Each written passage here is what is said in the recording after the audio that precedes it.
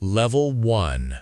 The weight of a crown. You are 20 years old, and the most powerful empire in the known world just landed in your hands. Your father is dead, assassinated, right in front of you, at his own wedding celebration in a theater full of people who called themselves his allies.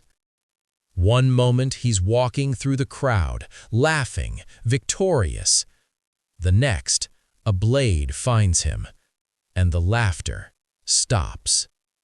The guards seize the assassin immediately, but the damage is done. Philip II of Macedon, the man who unified Greece, who built the greatest army the ancient world had ever seen, who dreamed of conquering Persia, is gone. And you are his son. The generals are watching you. The Greek city-states are already whispering about rebellion. Persia is watching from the east, waiting to see if the young prince cracks. You don't crack. You stand over your father's body, and something cold and permanent settles inside your chest. You were born for this moment. You just didn't expect it to come so soon. The question isn't whether you can handle the throne. The question is, how far will you take it? Level 2. The boy the gods made. You are 13 years old, and your tutor is Aristotle. Let that sink in. The greatest philosopher alive is sitting across from you every single day, teaching you logic, rhetoric, medicine, philosophy, and the nature of the world. Most princes learn how to wave from a balcony. You're learning how to think. Your father saw it early, the fire in you, the way you asked questions that made grown men uncomfortable, the way you weren't satisfied with easy answers. But it's your mother, Olympias, who fills your head with something else entirely. She doesn't tell you that you're a prince. She tells you that you're descended from Achilles, from Hercules, from Zeus himself. She whispers it like a prayer every night. You believe her. Not because you're naive, because something inside you has always felt bigger than the room you're standing in. By 16, your father leaves for war and puts you in charge of Macedonia. You are a teenager, running a kingdom. And when a tribe revolts, you don't call for help. You march out yourself, crush them, and rename their city after yourself. Your first conquest. It won't be your last. But nobody, not Aristotle, not your father, not even your mother, is ready for what's coming next. Level 3. The horse nobody could break. You are 10 years old, and there is a horse in the field that has thrown every rider who's tried to mount it.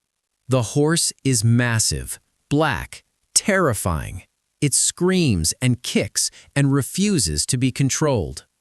Your father's best horsemen have tried. All of them failed. Philip is about to send it away. You watch, and you notice something nobody else does. The horse is afraid of its own shadow. You walk up to it, a child, and turn its face toward the sun so the shadow disappears behind it. You stroke its nose. You speak quietly. Then you climb on. The horse runs, not in panic, in pure, unleashed power. The field goes silent. Your father watches with tears in his eyes. He says, "Macedonia is too small for you, my son. Find yourself a bigger kingdom." You name the horse Bucephalus. He will carry you across 3 continents, through deserts, through mountain passes, through the bloodiest battles in human history. But right now, you're just a boy who saw what everyone else missed. That habit, seeing what others miss, is about to change the entire world.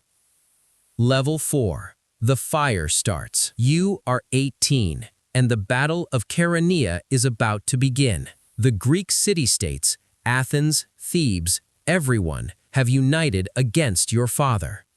They outnumber the Macedonians. They fight on their home ground. The sacred band of Thebes stands on the left flank, 300 elite soldiers, undefeated in battle, bound to each other by oath. Legends. Your father gives you command of the cavalry, the left flank, the hardest position. This is not a training exercise. Real men are about to die. Real kingdoms are about to fall. The battle begins.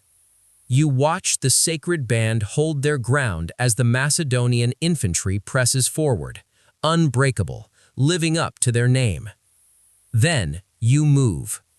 You find the gap, a tiny seam in their formation, and you drive your cavalry straight through it, like a spear through cloth.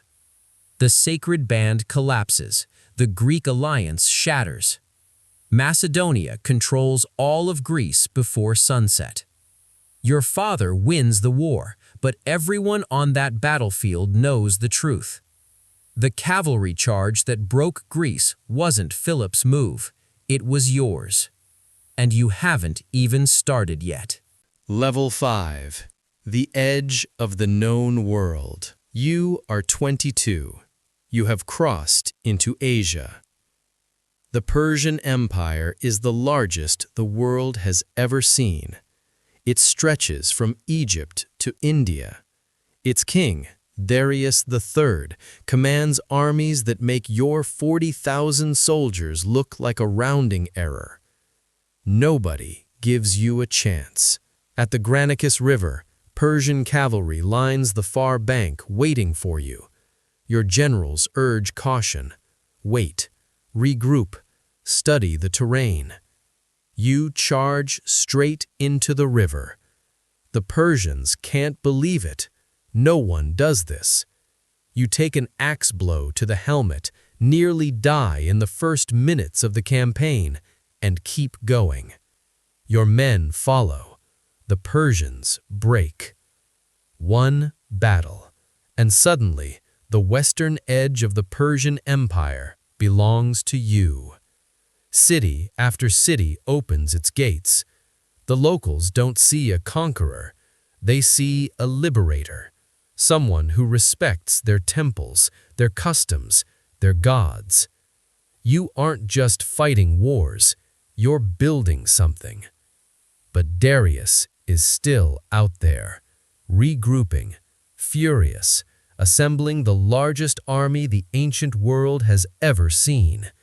And he's coming for you, personally. Level 6. The man who tried to bury you. You are 23, and Darius has 100,000 men. You have 35,000. The Battle of Issus, 333 BC. The narrow coastal plain of southern Turkey. Darius chose this ground specifically, thinking the tight terrain would neutralize your cavalry. He was wrong. You see the flaw in his line immediately.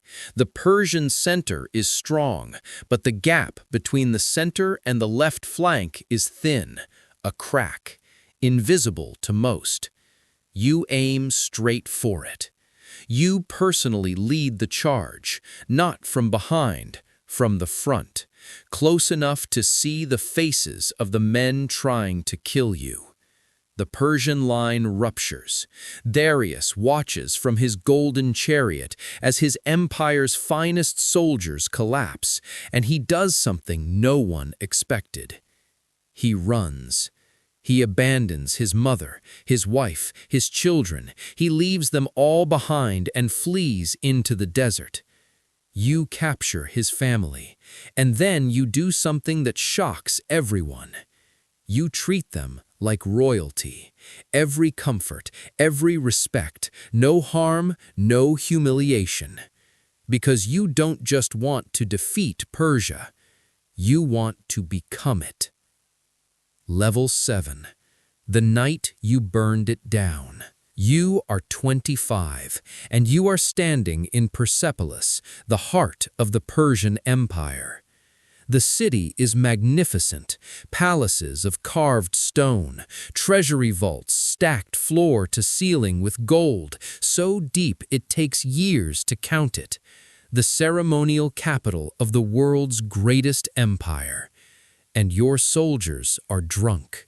Someone, accounts differ, suggests burning the palace of Xerxes, the Persian king who once burned Athens, a symbolic revenge, a message to history. You agree. The torches go in. By morning, Persepolis, centuries of art, architecture, and civilization, is ash and smoke. You sober up. You look at what you've done. And some part of you knows this was the moment something changed. The clean, disciplined conqueror who respected every temple and every custom, he made a decision in the firelight that he can never take back. Your best general, Parmenion, warned you. Your mentor, Aristotle, would have been horrified. But they aren't here, and the fire is real. You ride east, deeper into unknown territory, because stopping now would mean looking back, and you can't afford to look back. Level 8. The End of the Earth. You are 27, and your army is breaking. You've been marching for 7 years across Turkey, Egypt, Persia, Afghanistan, and into the mountains of what is now Pakistan. Your men have crossed deserts that killed thousands just from thirst.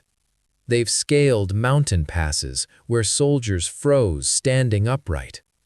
They followed you through all of it because you were always at the front, always bleeding first.